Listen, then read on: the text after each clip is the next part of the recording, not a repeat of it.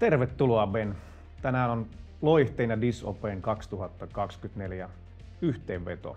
Kyllä. Hienoa, että pääsit tulemaan. Joo, kiitti kun olitte messissä. Saanko esitellä sut ihan ensiksi? Annapa. Monethan sut tuntee, mutta esitellään nyt kuitenkin. Eli olet Disopen perustaja ja voisiko sanoa isähahmo vai äitihahmo? Vähän riippuu, että keneltä kysyy. Vapaaehtoiset on sitä mieltä, että mä oon ehkä enemmän äiti, kun mä sanon kaikkea joo ja Jarno sanoo kaikkea ei. Okei. Mutta joo, perustaja. No niin. Ja susta on sanottu, että sä oot antanut valkohattuhakkereille kasvot ja osaat puhua kyberturvasta ymmärrettävästi. Hieno tämmönen kuote sulta voisi olla, että pitää olla helpompaa toimia oikein ja turvallisesti kuin väärin ja turvattomasti. Joo, siihen se kiteytyy. Mutta hei, Disopeista nyt on reilu viikko. Mitkä jäi fiilikset? Musta tuntuu, että tänä vuonna ensimmäistä kertaa mulla oli silleen kunnolla aikaa itse olla osa tapahtumaa. Siis niin kun kävellä siellä ihmisten mukana ja niin kun fiilistellä sitä tunnelmaa ja jutella tyyppien kanssa ilman, että koko ajan oli kiire tehdä jotain.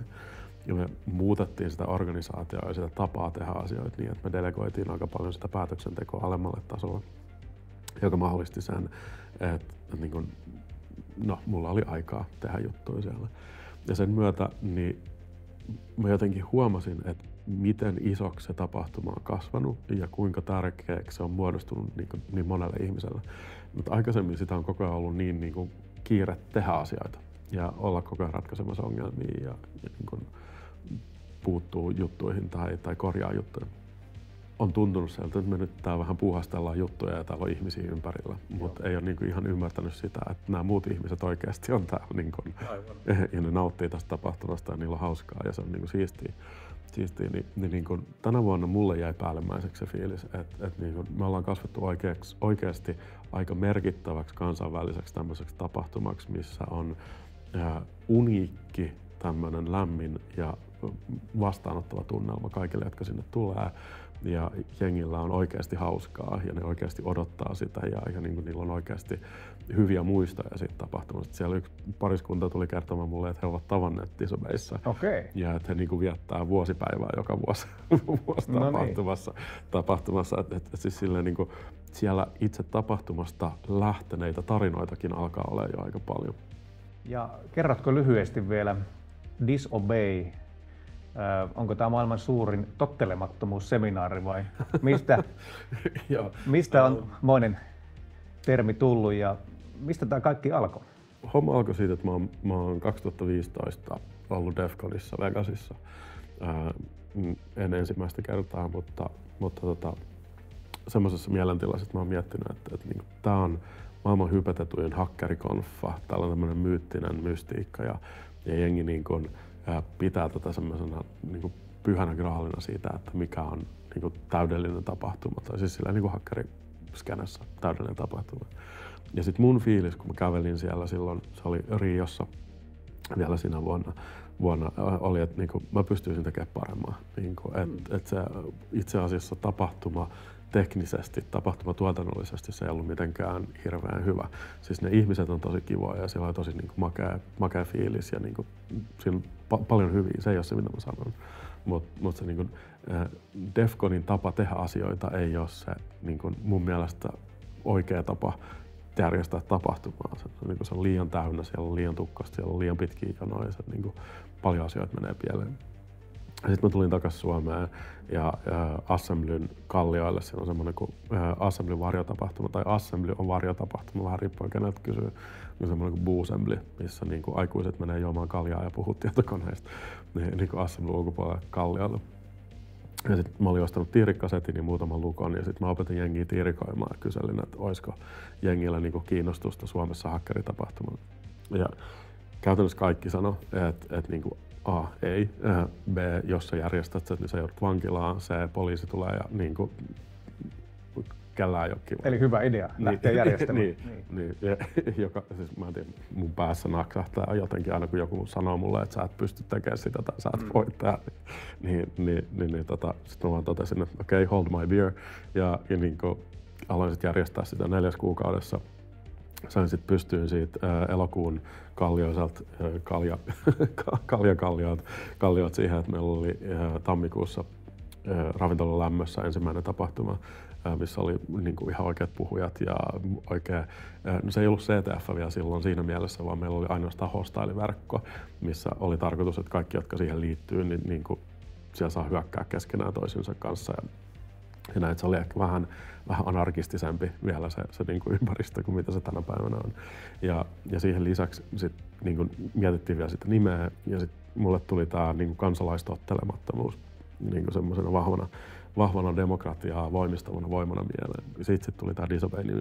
No niin. Että niin kuin keksitään tapahtuma tai järjestetään tapahtuma, joka kannustaa kansalaistottelemattomuuteen, jotta demokratia pysyy niin kuin, ja toimii ja niin kuin, oikeasti kyseenalaistetaan niitä vallalla olevia normeja, vallalla olevia asioita, vaan niin kuin, tapoja tehdä asioita. Et ei niinkään semmoinen tuhoava voima, vaan semmoinen uudistava ja niin kuin, kyseenalaistava voima. Ja sen ympärille sitten kerääntyi niitä ihmisiä ja silloin 2016 tai 2015, kun mä tein sen ensimmäisen webisaitin, mä ajattelin, että paras idea ikinä, niin tehdä se webisaitti niin, että se on kryptattu, että se pitää purkaa, jotta sä niin kuin löydät sen, että missä se tapahtuma on ja pystyt ostamaan sinne lipun tai saat tietää, että mistä sinne saa ostaa lipun. Ei mitään markkinointibudjettia, ei mitään. Niin mä tein niin kuin saitin, mitä tavalliset ihmiset ei ymmärtänyt. Julkaisin sen, vähän mainostin sitä Irkissä ja erinäköisissä kanavissa. Ja sitten Ilta-Sanomat bongasi sen jostain ja halusi tehdä siitä sit jutun ja se sitten lisäsi sitä näkyvyyttä. En tiedä johtuiko siitä vai niin kuin muusta, mutta joka tapauksessa me myytiin loppuun sitten käytännössä niin nopeasti, kun me saatiin lippuja niin myytyä sit sieltä ovelta. Et noin 45 minsaa siinä meni siitä, että me avattiin ovet siitä, että oli pakko lopettaa lipun myynti silloin ekaan tapahtumalla. Ja se nyt on aika pitkälti pitänyt kutinsa siitä, että joka kerta ollaan kasvettu, ollaan niin kuin menty isommaksi, ollaan parannettu, ollaan opittu niistä virheistä, mitä ollaan tehty aikaisemmin. Nyt me ollaan Pohjoismaiden suurin niin kuin teknisen tietoturvan niin kuin hakkeritapahtuma, nimenomaan siis offensiivisen puolen, mutta myös siis niin kuin teknisen puolen. Niin kuin, melkein 2000 henkeä. Joo, ja siis sekin vaan sen takia, että enempää ei pystytty ottaa sisään. Se, niin kuin se mihin me ollaan päädytty tai miten me ollaan tässä, niin juontaa kyllä siitä, että me ollaan aina tehty yhteisön ehdoilla yhteisöllä tapahtumaa. Ja sen kyllä aisti siellä. Joo. Mähän olin siellä eka kertaa. Joo, millaiset fiilikset sulla, Jari? Se oli itse asiassa, mikä mua kiinnostaisi ehkä vähän enemmän, että kun sä tavallaan tuut niin kuin pikkasen ulkopuolelta. Jonkun verran, kyllä. Niin miten toi näyttäytyy sulle semmosena, niin kuin, koska se on varmaan aika erilainen kokemus kuin tavallaan IT-konflikti.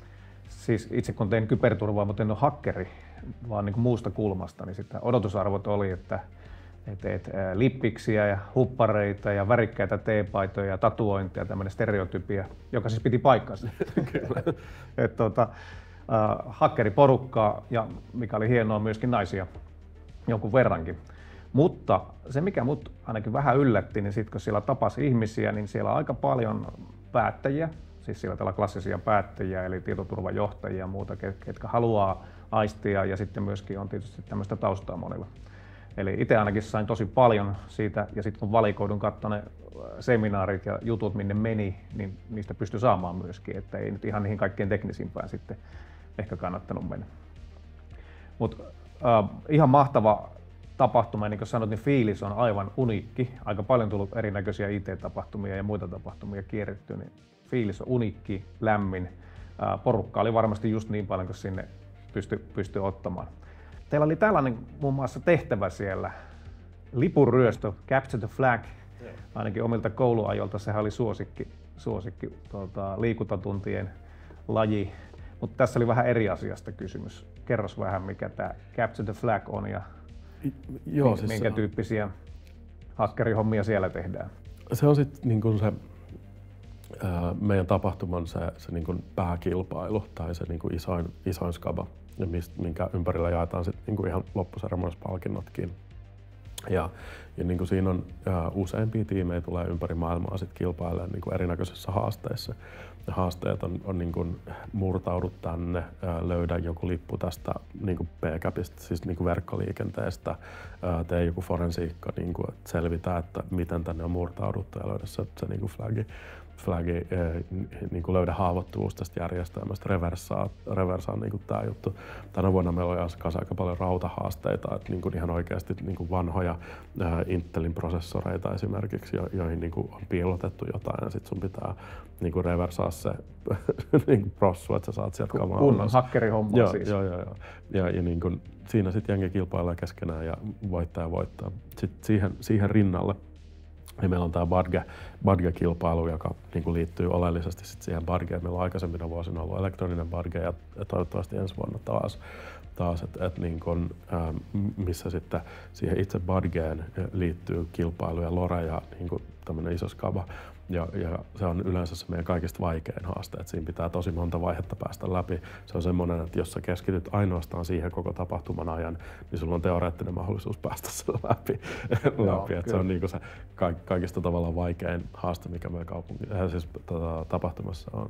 Mutta sitten meillä on myös ennen tapahtumaa niin tämä hakkerilippuhaaste, mikä me julkaistaan aina noin elokuussa, missä siis sä saat ostaa lipun puoleen hintaan, jos sä onnistut ratkaisemaan sen meidän niin kuin hakkerihaasteen, ja sitten sä saat erinäköisen badgen, missä lukee, että sä oot niin kuin hakkeri, että se on niin kuin semmoinen fame and fortune plus halvemmalla lippua, että me niin kuin saadaan kannustettua edelleen sitä meidän core-yleisöä ja sitä, ketä me oikeasti niin kuin halutaan kaikista eniten sinne sitä niin kuin teknistä harrastelijaa, joka pystyy todistamaan taidoillaan sen, että hän ansaitsee paikkansa siellä tapahtumassa. Mahtavia juttuja, eli sitoutetaan porukka niin kuin ennen ja jälkeen tapahtumaan siinä. Itse oli niin paljon, kiinnosti nämä erinäköiset luennot ja muut, niin jäi nämä tehtävät sitten suorittamatta. Ehkä tähän Capture the Flagiin ei muuta, mutta kyllä sillä pätkeä olisi voinut keräillä vähän. Niin, ja siis yleensä meillä on siellä niin kuin mahdollisuus myös semmoiselle niin kuin vähän aloittelijaystävällisemmille haasteille, siis, että sä sitä skabaa voita, jos ei sulla ole niin kuin hyvä tiimi, mutta niin kuin, ainakin sillä, että pääsee vähän makuun ja pystyy vähän kokeilemaan. Että niin kuin joku vähän opettaa ja näyttää, että mitä siellä pystyy tekemään ja mikä on mahdollista. Ja sitten siellä oli todella mielenkiintoinen tämä Community Village, eli voisiko nyt sanoa tällainen kylä, missä oli esimerkiksi iso alue, lukkoja, erinäköisiä tiirikoitavia asioita ja muita tehtäviä. Et siellä tuntui olevan aikamoinen kuhina. Porukka kävi ratkaisemassa siellä yrittämässä ratkaista erinäköisiä, niin mikäs tämän pointti on? Joo, siis Community Village kasvaa joka vuosi. Se on niin kuin me annetaan suomalaiselle tietoturvayhteisölle ja sille toimijaporukalle, niin kuin annetaan se tila käyttöön. Et me maksetaan ikään kuin viulut, ne pyytää meiltä budjettia ja sitten me mahdollistetaan niille se tekeminen. Ja sitten sinne tulee nämä CitySecit esimerkiksi, jotka on näitä paikallisia toimijoita. Hacklabit, tänä vuonna oli Robot Uprising, FI ja IKI, jotka niin kuin, on tälleen yhteisötoimijoita. Mutta sitten sen lisäksi just tämä Women for Cyberia tai kybersanastoa Traficomia niin kuin unohtamatta. Niin mutta sitten just tämä tiirikointikylä tai Jaakon järkkäämä niin Lockpick Village on myös vuodesta toiseen niin kestosuosikki. Ja se on ekasta tapahtumasta asti ollut messissä, että se niin jotenkin se fyysisen lukon avaaminen ja sen, että sä opit sen, että se niin kuin tietoturvakontrolli tai se turvallisuuskontrolli, niin siinä on heikkouksia, mitä pystyy hyväksi käyttämään, niitä hyväksi käyttämään, sä saat sen fyysisen lukon auki. Ja on tosi monelle semmoinen niin kuin aha-hetki tai semmoinen silmiä avaava konkreettinen käsitys siitä, että nämä on niin kuin kaikki vaan niin kuin aikaan sidottuja juttuja. Mitä parempi se on se lukko, niin sen pidempään se kestää tiirakointia, mutta se on niin kuin murtovarma. Ja niin kun, usein jengi ottaa siihen bissen ja sitten ne istuu siinä tunteja tiirikoimassa juttelemassa kavereiden kanssa. Itsekin tykkään sitä tehdä. Se on niin kun, samaan aikaan uskomattoman hermoa ja raastavaa ja turhauttavaa, että niin kun tyydyttävää ja niin kun makeat hommaa, kun siihen pääsee. Kuulostaa harrastukselta. Golfhan on just tollainen. No niin. Hienoa. Teillä on kumppanit tärkeässä roolissa, mekin osallistuttiin loihteena sinne ja meillä oli iso porukka meidän hakkereita, tekijöitä siellä. Kaikki sanoi sitä, että täällä kun tapaa sen tiukan arjen keskeltä pääsee hetkessä aikaa pois ja tapaa niitä muita tekijöitä, niin se on tosi tärkeässä roolissa. Mennäänkö muutamiin luentoihin ja teemoihin, mitä täällä on? Eli toki. Teillä oli yhtenä keynote speakerinä Kelalta Niina Nissilä, ja kun se näki, että hetkinen, Disope ja Kela, että miten nämä nyt liittyy toisiinsa, Mutta sitten kun kuuli tämän tarinan, loistava esitys, kiitos Niinalle siitä, tarinan, niin ymmärsi esimerkiksi sen, että siellähän on valtavasti dataa suojeltavana. Voisi sanoa, että kaikkien meidän se kaikkein herkin data on heillä. Ja kuultiin se, että miten he on suojannut ympäristöä ja minkälaisia käytäntöjä ja politiikkoja. Että olipa mielenkiintoista kuulla, miten sä kommentoisit tätä tällaisen julkishallinnon toimijan roolia tässä kyberturvaskeneessä? Mä ehkä ottaisin jopa niin kuin askeleen taaksepäin tai ulospäin tai ylöspäin, miten sitä nyt sit haluaa miettiä ja niin kuin lähtisin purkaa sitä kautta. Et meille on aina ollut tosi tärkeää Disabaseissa, että me saadaan yhdistettyä valtionhallinta, yksityinen sektori ja harrastelijat ja että ne kaikki on saman katon alla ja ne kykenee niin kuin käymään avoimesti sitä keskustelua keskenään, koska niin kuin me ollaan kaikki osa yhteiskuntaa. Niin kuin, ja se mitä me oikeasti tehdään niin on, että me ei turvata niitä yrityksiä tai turvata niitä yksittäisiä toimijoita, vaan me turvataan yhteiskuntaa tänä päivänä. Aivan. Ja niin kun sitä keskustelua ei voida käydä ilman, että valtionhallinto on läsnä. Siis meillä oli KRP kanssa mukana siellä. Niin kun, meillä on joka vuosi ollut jonkunlainen presenssi niin kun, valtionhallinnon puolelta. Meillä on aikaisemmin ollut tämmöinen GovTrack, niin kun oma puheohjelma trackinsa valtionhallintaa varten, mutta sitten me jossain vaiheessa tajuttiin, että se ei niin kun oikein palvele sitä tarkoitusta, että ne tungetaan yhteen huomenneeseen ja ne keskustelee keskenään. Vaikkakin lähtökohtaisesti silloin, kun me tehtiin se ekaa kertaa, niin se palaute, mitä me saatiin näiltä valtionhallinnon eri toimijoilta, on, että vitsi miten siistiä, että me ensimmäistä kertaa keskustellaan niin kuin siiloista niin kuin lateraalisti. Kyllä. Et se, että me tungettiin ne samaan huoneeseen, johti siihen, että niin kuin valtionhallinnon sisälläkin niin kuin yhteistyö parani. Et ehkä se oli se vaadittava eka steppi, että me päästiin tähän, missä ne nyt pystyy myös tekemään yhteistyötä ulkopuolella. Mut se on niinku se, ja se on myös se syy, miksi me haluttiin niinku Kela tai Niina Nissilä sinne niinku päälavalle day one. Tää on se, mistä tässä on oikeasti kyse. Nämä on ne, niin kun, jotka me halutaan niin kun, olevan osa tätä yhteisöä, jotka me halutaan myös hyötyvän tästä yhteisön osaamisesta. Et jos ne ei ole täällä läsnä, niin sitten tämä jää vähän niin kuin semmoiseksi itseään tai vain itseään palvelevaksi, ei hirveän hyödylliseksi jutuksi. Ja siis niin kuin Traficomilla oli mun mielestä makea tänä vuonna, kun niillä oli se oma elektroninen badge, se Laamo badge, ja sitten niillä oli flipperipeli ja niin kuin glitteriasema, niin kuin, että se valtionhallinto on hyvin läsnä ja se on hyvin integroitunut tuohon yhteiskuntaan tai yhteisöön. Ja se niin kuin, sekin on ehkä vähän uniikkia, että se ei ole semmoinen irrallinen pala tuolla jossain muualla. Se on todella tärkeä juttu ja ainakin itsellä oli silmiä avaavaa se, kun hän kävi läpi, että miten paljon Kelalla on sitä ja miten tarkat ja systemaattiset tietoturvakäytännöt siellä pitää olla. Niin tuo oli hyvä pointti, että helpostihan näissä asiantuntijahommissa ja organisaatioissa ja tapahtumissa niin unohdetaan se perimmäinen merkitys. Siksi oli niin todella tärkeää, että sinne tuli. Ja Kela oli erittäin hyvä esimerkki, että nyt jää mielenkiintoista aloittamatta kuka ensi vuonna ja millä kulmalla, mutta palataan siihen myöhemmin. Otetaan tässä kohtaa niin muutama semmoinen 3 pointtia, ettei mennä liian syvälle hakkerointiin. Niin nyt jos ajatellaan Kelan tekemistä ja mainitsit tuossa tärkeä asia KRP, kävin senkin kuuntelemassa, se oli tosi mielenkiintoinen juttu, että miten ajaudutaan rikoksen polulle kenties, siinä on ihan selkeä kaava.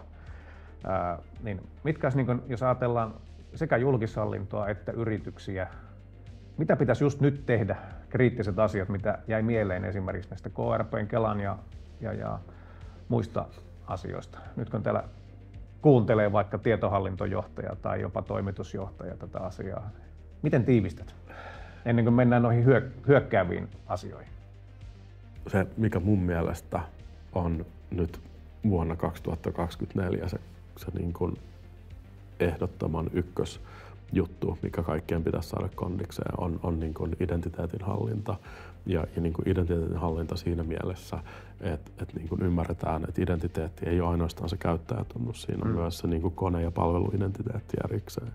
Ja että saadaan se niin kuin, identifiointi ja autentikointi ja autorisointi toimii sellaisella tavalla, että niin kun pystytään turvallisesti käyttämään niitä palveluita laite riippumattomasti.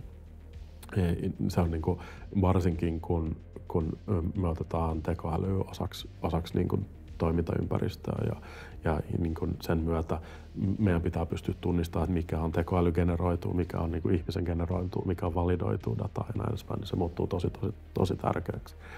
Ja sen jälkeen ja niin kuin kakkosprioriteetilla on varmaan se niin kuin perus IT-hygienia, jonka alle saa sitten sovitettua kaikki patch managementit ja vulnerability managementit ja kaikki tekeminen, mikä siinä ympärillä on, ja joka mahdollistaa sit sitä niin kuin toimintaa niin kuin turvallisesti tai toimintaympäristön turvaamista.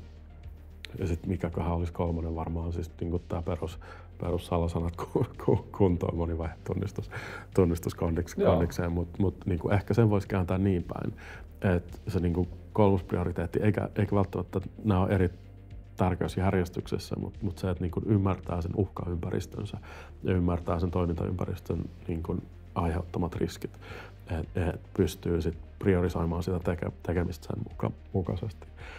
Et niillä kolmella tai niitä kolmea purkamalla niin päästään aika hyvään lopputulokseen ja sit niin kuin sen myötä se tekeminen lähtee ohjautumaan oikeaan suuntaan. Musta tuntuu, että se haaste, mikä tosi monella päättäjällä on, mikä tosi monella tämmöisellä niin kuin organisaatiolla on, että ne näkee hirveän määrän tosi tärkeitä asioita, mutta ne ei oikein tiedä, missä järjestyksessä niitä pitäisi kysymys tehdä. tulee just aina. Et niin kuin se, ja sen priorisoinnin tai sen sekvensoinnin tunnistamiseen niin kuin helpottaisi se, että sä ymmärrät sen niin kuin sun uhkakuvan ja sun niin kuin hyökkäysrajapinnan ja sun niin kuin potentiaaliset riskit.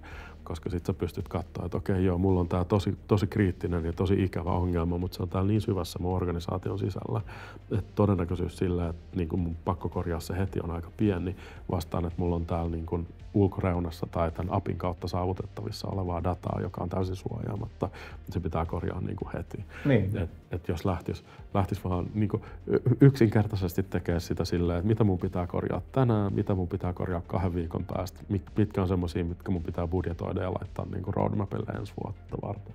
Ja sitten sen kautta lähteä korjaamaan ympäristönsä. Eli ymmärrä oma ympäristö ja uhkat, tee suunnitelma ja sitten priorisoi ja just näin. aletaan korjaamaan niitä. Kiitos, se oli hyvä kiteytys.